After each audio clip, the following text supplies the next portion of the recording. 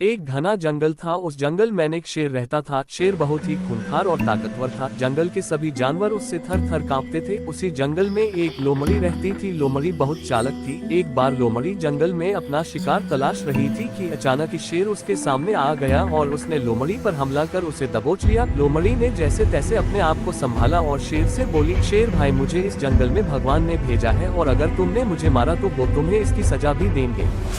लोमड़ी की बात सुनकर शेर कुछ असमंजस में पड़ गया और लोमड़ी से बोला, मैं तुम्हारी बातों पर कैसे विश्वास कर लूं और भला तुम्हें भगवान ने यहाँ क्यों भेजा है।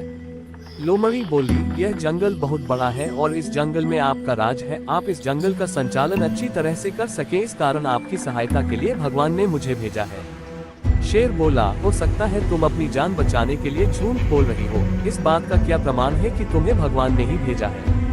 उद्धरण चिन्ह। लोमड़ी बोली, मैं एक लोमड़ी हूँ और जंगल के अधिकांश जानवर लोमड़ी से नहीं डरते, किंतु मुझे देखकर जंगल का बड़े से बड़ा जानवर भी भाग जाता है। अगर आपको यकीन ना हो तो आप मेरे पीछे पीछे आइए और खुद ही देख लीजिए। शेर लोमड़ी की बातों पर यकीन कर उसके पीछे पीछे चलने लगा और जैसे ही कोई जानवर मिलता वो लोमड़ी को देखकर भाग जाता। अब शेर को यकीन हो गया कि इस लोमड़ी को भगवान ने ही भेजा है। असल में हुआ यह कि लोमड़ी के पीछे शेर था। जंगल के जानवर शेर को देखकर भाग रहे थे, जबकि शेर समझ रहा था कि जानवर लोमड़ी को देखकर भाग रहे हैं।